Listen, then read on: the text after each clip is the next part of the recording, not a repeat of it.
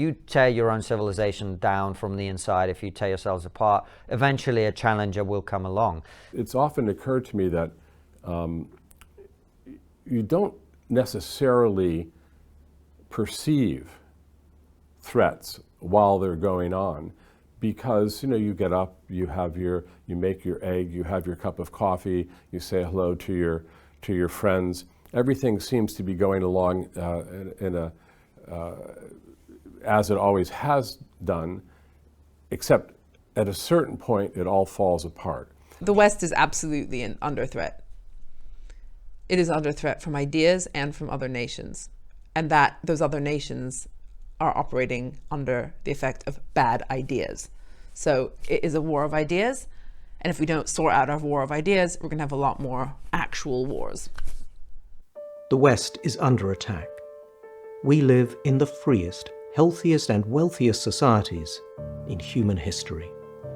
Yet as authoritarian and oppressive regimes threaten us from without, a new movement within tells us to feel nothing but shame for who we are.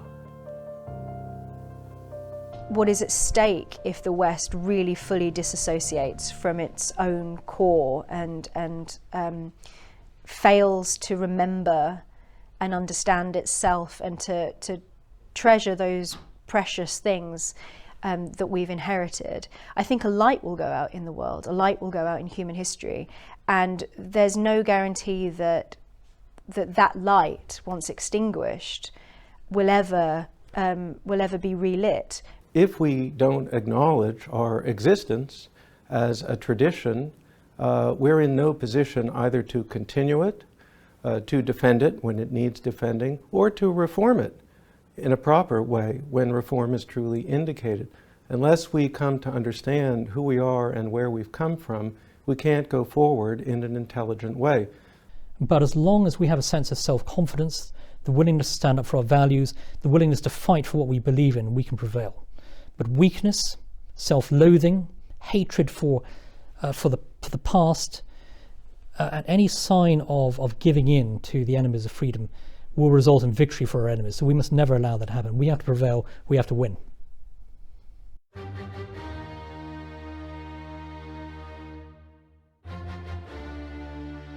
Welcome to the West. This is my take on the great and still unfolding adventure of who we are and why it matters. This is a history of how our extraordinary, unconventional civilization came to be and why it must be defended. It's a fascinating and often unexpected journey, stretching back 15 centuries to the fall of Rome.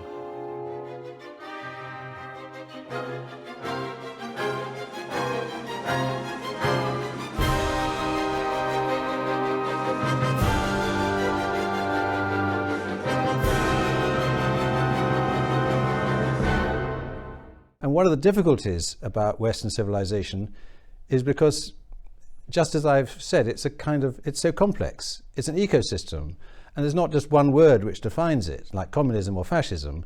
It is really complex, and so there's not one word. I mean, the best, I suppose, is the open society, or maybe the free society, but it hasn't got a proper ideology. It's emerged, and it's incredibly valuable. The first Westerners were primitive barbarian tribes. In time, Christianity and the power of law produced an open and innovative culture like nowhere else, and ultimately transformed the entire world. Now we reach the conclusion of our epic journey. But the West is only just getting started. Western civilization has tremendous regenerative powers within it. We happen to be having this conversation on the day of Queen Elizabeth's funeral. Britain is a thoroughly secular place right now. And yet you could feel people reaching for the sacred, for the transcendent, for something beyond the immediate in the entire 10 days since the Queen died. The people of Britain, as the sun comes up, waiting to pay their respects, to Queen Elizabeth II. They queued through the night by the hundreds of thousands for mile after mile. The previous century was dominated by an image of the West as the land of sunset.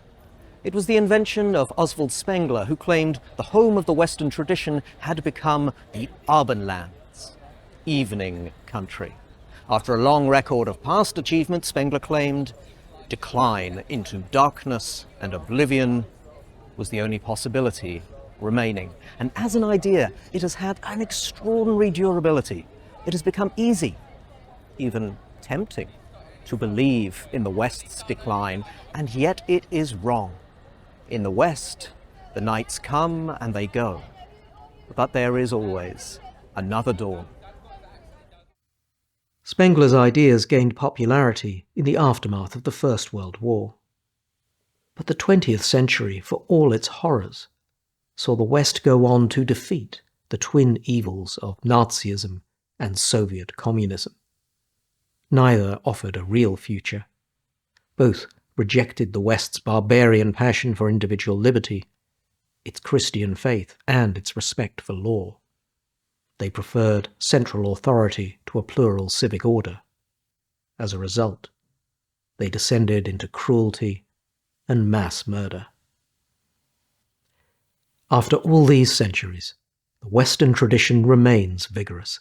It is constantly renewed and maintained, not by a narrow clique at the top, but by the widespread love it inspires and the playful, creative energy it unlocks at every level. Despite its critics, and for all its faults, most of us know in our hearts that the West continues to bring peace, prosperity, and openness to more people than ever before. Not to mention new discoveries and new art.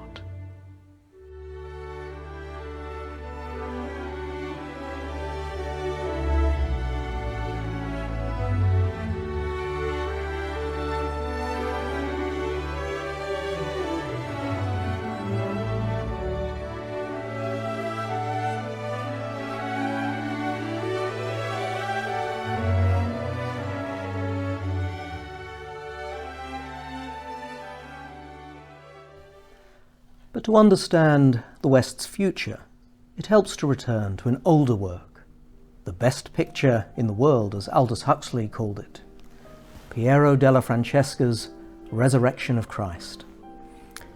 It isn't to be found in a grand city museum or even a church, but the civic meeting hall of a small Italian town, San Sepolcro. Justice and local government were administered there. In the Second World War, an English officer of the Royal Horse Artillery called Tony Clark was ordered to shell San Sepolcro before Allied ground troops moved in. But he remembered Huxley's essay, and he told the gunners not to fire, preserving this extraordinary fresco for future generations. Painted in the 1460s, the fresco almost vibrates with confidence. As day breaks, the resurrected Christ rises up and out of his tomb. Leaving behind his Roman sarcophagus, he steps into an Italian landscape where the revived classicism of the Renaissance is making all things new. This is not just a religious image, but an image of the dignity and possibility of man. When this was made, the resurrection of Jesus had already been remembered and celebrated for 15 centuries. The West itself was 1,000 years old. But in the hands of a genius, the old was made new and shocking. Once again, it is morning in the West, and by the dawn's light we see the old order of things broken forever.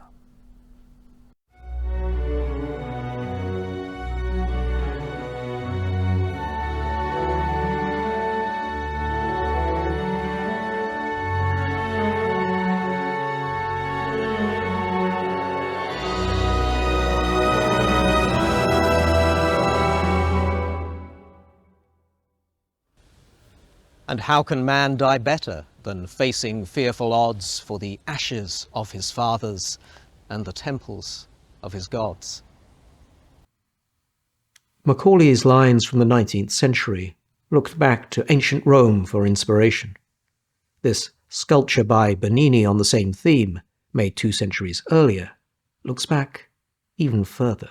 Here, the hero Aeneas, considered an ancestor of Rome, carries his father out of the burning city of Troy, his young son at his heels, fleeing from the victorious Greeks. The elderly Anchises hugs to his chest the ashes of his ancestors in a vessel topped with the statues of their household gods. There's a challenge here for the West. The word tradition comes to us from the Latin, traditio, for handing something on. We understand how important that is. But the endless reinvention and instability that also characterizes the West creates a paradox. How do you maintain a tradition that has always been willing to let old ways drop? This statue was for a long time attributed to Bernini's father, and its debt to that generation shows. But we care about Bernini because his genius soon produced works that excelled his teachers. Sensuous and transgressive, marble here melts into flesh, shocking and exalting the viewer. There's nothing like Shakespeare, nothing like the Sistine Chapel, nothing like, and when you talk about its legacy to America, there's no Constitution and no Declaration without those things. Those are the things that shape the minds of the men who write those documents. They didn't, I always laugh at conservatives because conservatives never want to see art that is ugly or sexual or anything. And I think, our founders didn't watch Doris Day movies. What they did was they read, the great plays of Shakespeare, the great Greek tragedies, and all of this work that comes out of the West. It's just not like anything else, and it is superior, in my opinion, to the art of any other culture that came before it. These are not just the achievements of Western civilization, they are the achievements of all of humanity. And all of humanity have everybody has the ability to appreciate and love and identify with Shakespeare, the characters in Shakespeare, the universal human narratives, the things that make Shakespeare such great art. And of course, it's not just in art and culture that the West has innovated, but in commerce and politics as well. The West's discovery of economic growth transformed the world and created wealth on a scale never before seen or even thought possible. Alongside that change came a profound political transformation that has a strong claim to having refounded the modern West. The partisans of Enlightenment stood for a new way to realize the West's promise through new institutions that stressed individual liberty, new patterns of thought in which trade and commerce were celebrated and inherited titles carried less weight, new skepticism of what was known and how to generate more reliable knowledge, new visions of how a nation might be founded. The Enlightenment produced 2 strains. Its shadow side declared itself an enemy to the historically rooted Western tradition it had inherited. The past, in this view, was evil. The future would be perfect. This anti-Western Enlightenment stood for the imposition of abstract, universal values. It had a secular contempt for religion, and it believed in handing control of society to intellectuals who would build a new and better world from scratch. But the other Enlightenment was more modest, more sceptical, and more historically honest. It accepted the achievements and the limits of the Western tradition. It knew where it had come from and the value of that inheritance. Its dream was not to break with the Western past, but to fulfill its best hopes. We have to learn to live on beds that other people made for us. We don't get to start from scratch. This is the incredibly modest and rather neglected grave of an incredibly consequential man, John Locke, one of the greatest minds of the Enlightenment. His ideas would be used to serve both the dark and light sides of that movement. But it is for his service to the best of the West that he is justly celebrated and remembered. In this small Essex country churchyard is a modest plaque noting how his philosophical ideas were key to the founding of the United States of America. When we talk about the Enlightenment, we're often tempted to see this as one monolithic movement. But of course, there were many Enlightenments, and they were quite different from one another. So, for example, we see the French Enlightenment, particularly the late French Enlightenment, associated with people like Voltaire and Rousseau, where there's a tremendous emphasis upon trying to create a better world right now, and the willingness to use state power to try and do that. By contrast, when we think of the Scottish Enlightenment, when we think of people like Adam Smith, David Hume, many of these figures, their concept of enlightenment is rather different. They're much more conscious of human fallibility. They also are much more connected to the idea that enlightenment doesn't necessarily mean breaking away from everything in the past. It means reform, it means change, but it doesn't mean violent upheaval. Here are Adam Smith and David Hume in their native Scotland, where both played a key role in this transformative period. Hume is wearing a toga here, because, like the artists of the Renaissance, the more historically rooted Enlightenment figures looked back to the classical tradition of Greece and Rome for inspiration. This neoclassical Enlightenment vision would also give Washington, D.C. its distinctive architecture, just as the skeptical Enlightenment shaped America's constitutional order without throwing off the history of English liberty. The people of France, starting with its aristocrats, became victims of the Enlightenment's darker side. A revolution that trumpeted the rights of man became an attempt to reinvent the world by wiping out France's Western past. Months were renamed, and history itself was reset to year one. The results were monstrous. France descended into blood-soaked terror. In the 20th century, heirs of the same failed ideas would pile bodies even higher. 20th century totalitarianism is about controlling everything, including your soul. Not just your body, not just your mind, but your soul. That's why every totalitarian regime is fundamentally, radically secular and aggressively secular. And that impulse really goes back to the French Revolution, which was the first, at least in its radical days, was the first experiment in what we now know as totalitarianism. The Scottish Enlightenment, the Anglo-American experience of Enlightenment, takes freedom seriously, but it also takes things like rule of law and institutions very seriously.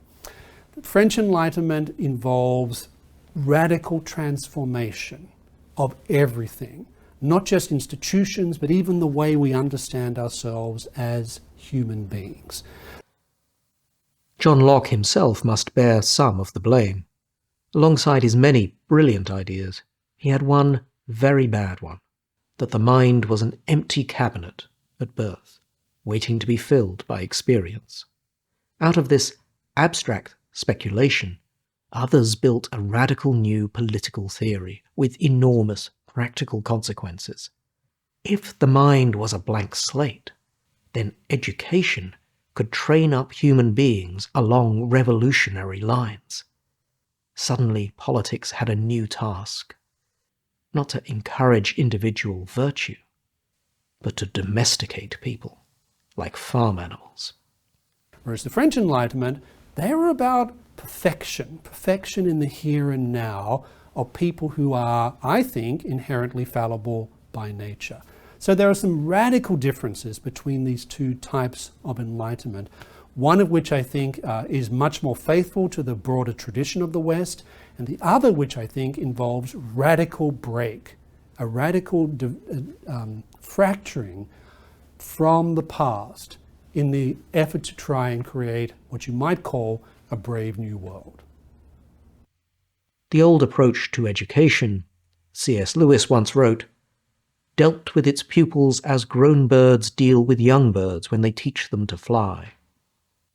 The new deals with them more as the poultry keeper deals with young birds, making them thus, or thus, for purposes of which the birds know nothing.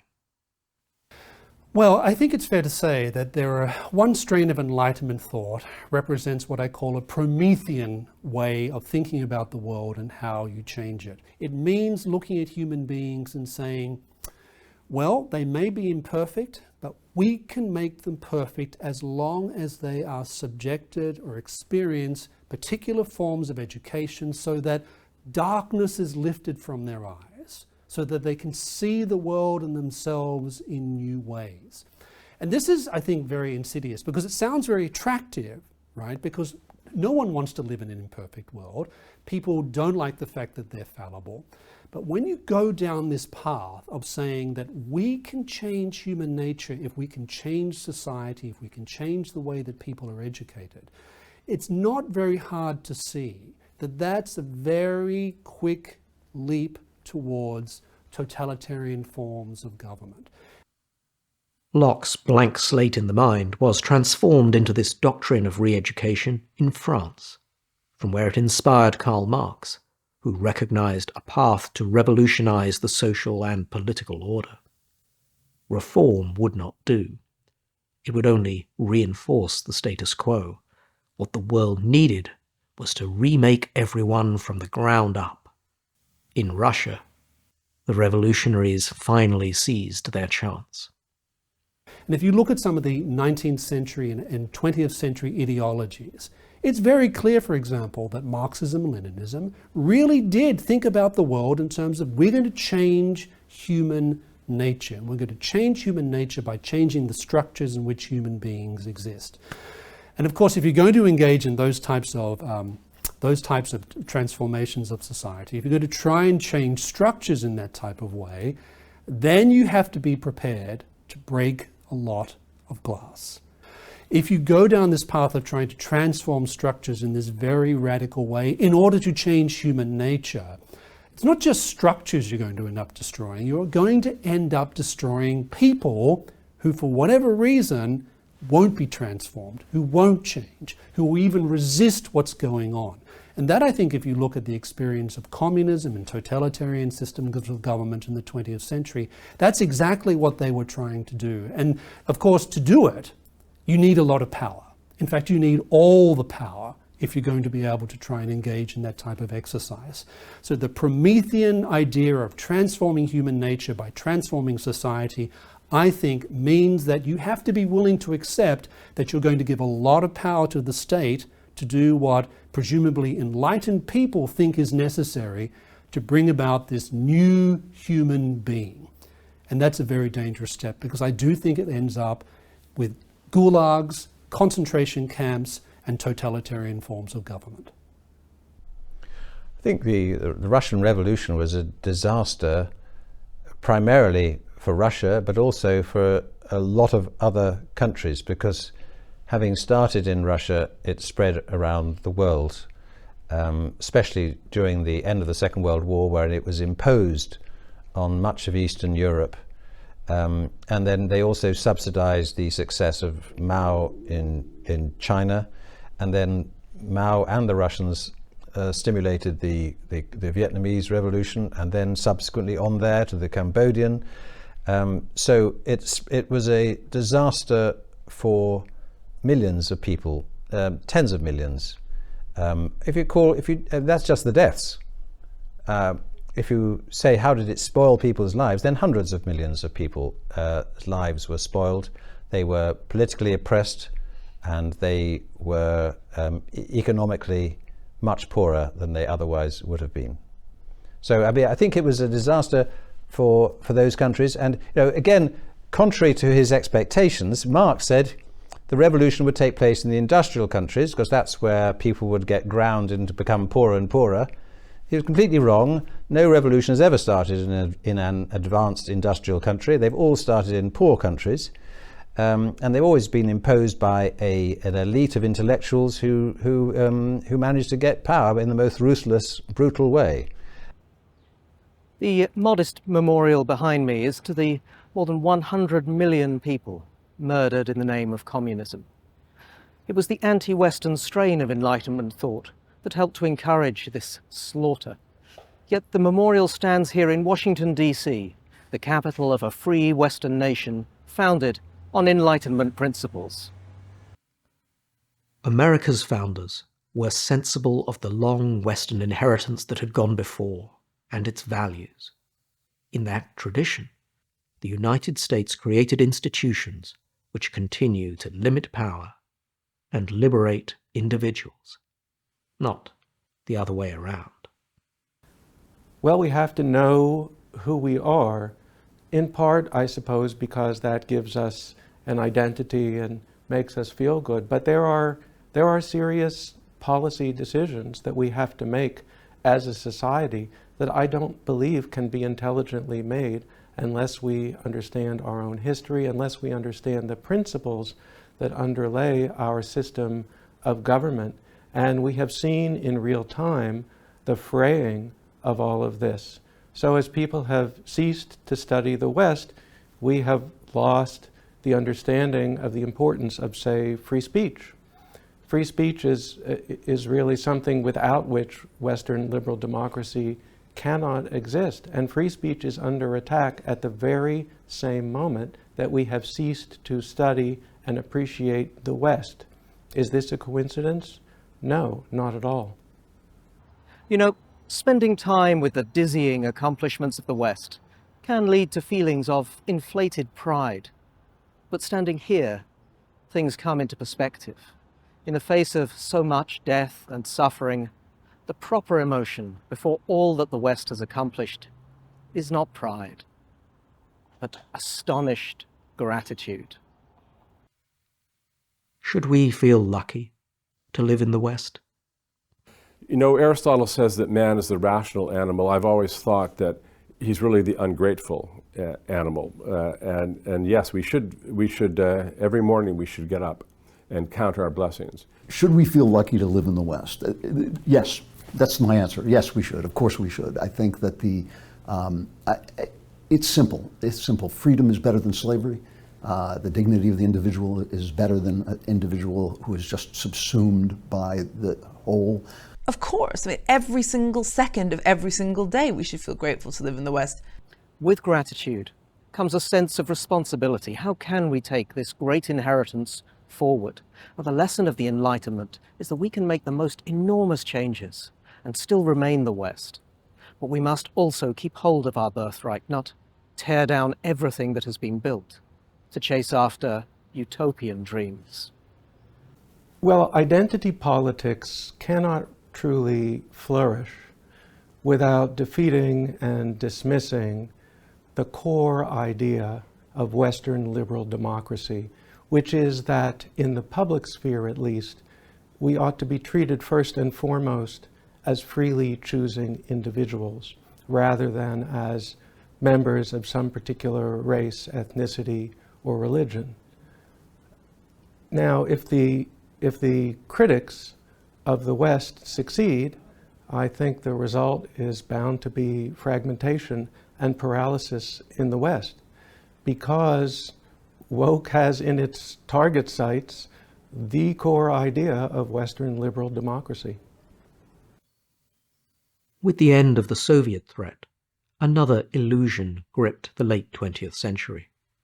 The idea that the West's time was over. There was nothing we needed to preserve. The blessings of science and industrial capitalism would spread around the world. Democracy and liberty would follow. Today, that is looking more and more like a foolish dream. China and Russia have learned from the West's science and industry and even aspects of its economic success, but they do not recognize the Western ideals of equal dignity and individual liberty. I think there was sort of fashionable thinking, going back to, say, the 1990s or early 2000s, that China, for example, would, would undergo some kind of political transformation as it started to embrace capitalism once again. That hasn't happened. If anything, the Chinese Communist Party is even more dangerous today than it was in the 1990s or 2000s. I mean, this is a brutal dictatorship in Beijing that actively is carrying out genocide against the the Uyghur minority. I think the Ukraine war is your absolutely classic example of how the culture war, as I've long said, is not just a culture war, it's a real war where actual heads will roll. And I think the sort of, in this case, the West has been, well, Britain and the US, especially Britain, actually has sort of seen this as an opportunity to reassert some kind of moral basics, which is that Russia is not okay. The West needs to be preserved and it needs to use force to do so. There are times when it will need force to do so. The West has to be powerful and strong in standing up to not only the Chinese but also, of course, the Russians, the likes of Iran, North Korea. That's the alternative vision for the future of the world, is a Chinese, Russian-dominated world. That's based upon oppression, subjugation, violence. The other side of the world is a vision based upon freedom, political and economic liberty, and that's the counterpoint to Chinese communism or Putin's thuggery. And one of the great lessons I think that Margaret Thatcher imparted to the world was that you always have to stand up to bullies. Not since the Cold War has it been so clear what a world without the West would look like. The history of civilization has always been cruel, exploitative, and imperial. That was true in the West as well. But for the first time, in a historical miracle that could easily have gone the other way, the West produced other possibilities. There's a great temptation to think that the way things are now is the way they'll always be and always have been. But things could have been different. So the West might not have happened. There are other noble civilizations. Some of them were far more advanced than Western civilization, say 2,000 years ago. But over the span of recorded human history, it's Western civilization that has lifted up the dignity and value of every individual human life. That it's Western civilization that created the idea of the person. The West is worth defending because it has evolved means of government, of governance, that are, for all of their flaws, and we could spend hours enumerating them, are nonetheless more humane and more successful in creating societies of human flourishing than certainly anything else that's been tried in the 20th century. Freedom is the freedom to fail and sin and regret and find forgiveness, and through forgiveness find love. And to me, that is the idea of the West. How lucky we are that in the face of all the odds, the West's curious barbaric mix produced something so extraordinary and enduring. And in moments of crisis, a return to our cultural treasures can provide both comfort and a bracing restoration of confidence. The depth and richness of Western culture assembled over so many generations is endlessly inspiring. But even among so many greats, the music of Johann Sebastian Bach holds a special place. The biologist Lewis Thomas once suggested the best message we could beam out to the stars in the hope of contacting an alien civilization would be a loop of the complete works of Bach. The only difficulty, he acknowledged, was that we would be bragging. Bach was one of the composers the pianist Myra Hess specialized in playing, and from the outset of World War II, she organized a series of concerts here in London's National Gallery to keep up public morale. The great paintings normally on display had been crated up and shipped to distant mine shafts for safekeeping. But in the empty building, every Monday to Friday lunchtime, for 6.5 years, the great music of the West stirred the hearts of wartime Londoners. One of the remarkable things about this rare surviving footage of a concert is that you can sense that it is for ordinary Londoners, and how much it matters to them. The Queen is there in the front row with Sir Kenneth Clark. Myra Hess, Dame Myra as she was by this point, is up on the stage. But look at the faces of the audience and the performers. That is the West's secret strength. The American author Rose Wilder Lane wrote that ordinary men and women, using their energies, make a civilization and keep on making it, every day, every hour, and nothing but their constant individual efforts can make a civilization and keep it going. What is the West? Look around you. It's you, and me, and everyone you know. And whatever the follies and disasters of our times, it is the distributed energy of the ordinary people of the West that represents its enduring power. The Western mindset is distinctive primarily because of its assertive and inner-driven character. That people orient above all to their own goals and values. That is what makes the culture dynamic, which produces constant change, often conflict. Society is not stable. It's always being turned around by people with a conception about what ought to be better, and they pursue it, and they force oftentimes change on the entire society. But that's not what you see in most of the world. Most of the world is deferential to authority. The authorities remain in control, and most people do what they want, and therefore they're obeying outside pressures rather than generating their own goals. This is the distinctive, what some call weird, psychology of the West, and it has deep roots, taking us all the way back to the very first Westerners, the barbarians.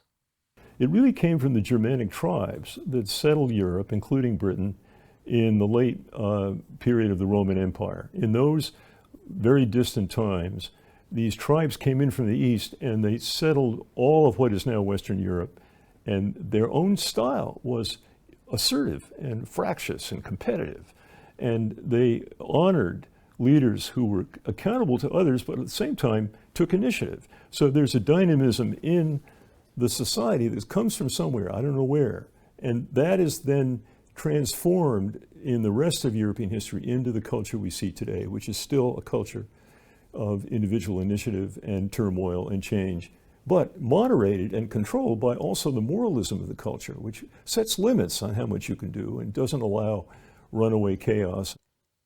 For better or worse, our long history has made us the world's first individualistic civilization, and our culture and institutions instill that way of seeing the world.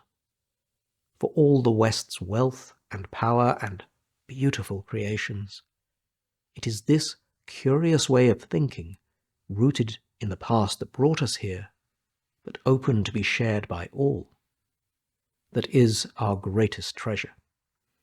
Now, what does that mean? It means that if you want to understand the strengths and weaknesses of identity politics or of the transgender movement, you really ought to read John Locke. You really ought to read Thomas Hobbes. You ought to read Martin Luther on Christian liberty.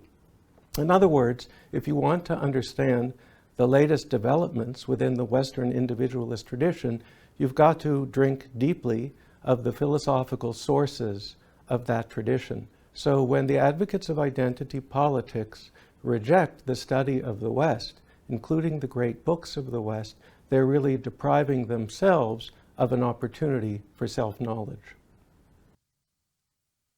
These distinctive patterns of thought make you and me capable of remarkable things. The challenge the West makes to every one of us is, what are you capable of? Because passing on the traditions of the West is down to us. The lines of Wordsworth always come back to me. What we have loved, others will love, and we will teach them how. And across the West, that spirit is still strong. Western civilization has gone through some major crises in the past. there have been points of time in which it seemed like darkness strode the earth. One need only think, for example, of the time in which the Roman Empire basically went into a state of eclipse in the West. One need only think of the tremendous violence of the wars of religion. We only need to think of some of the consequences of the French Revolution and how it plunged Europe into 20 years of war. And then, of course, there's the 20th century, which is perhaps one of the bloodiest, most destructive centuries of human history. But what's interesting about the West is it does have this capacity for recovery. We have to rediscover a confidence and a self-belief in ourselves and our values. If we can do that, this is the point I always make. There's nothing to fear except our own behavior in this situation. We are stronger, we are more powerful, we're more technologically advanced, we're more militarily advanced than the rest of the world put together. We've just got to stop tearing ourselves apart. And if we do that, we've got absolutely nothing to fear. In the war, the White Horse here in Uffington had to be covered over with turf to prevent German planes using it as a landmark. But that interruption aside, it appears to have been kept scoured and chalked by the locals here since the late Bronze Age, centuries before the Romans arrived, never mind the formation of the West. It has seen so much change, and yet a continuous tradition of love for this place by the locals has kept it intact for future generations to enjoy. In G.K. Chesterton's poem, The Ballad of the White Horse, King Alfred the Great, that iconic Western war leader and educator, uses the preservation of this icon as a symbol of how to cherish the past without being trapped by it. It still holds a message for us in the early years of the 21st century, hoping for a new dawn of the West. And those skies alter and empires melt, this word shall still be true. If we would have the horse of old, scour ye the horse of new.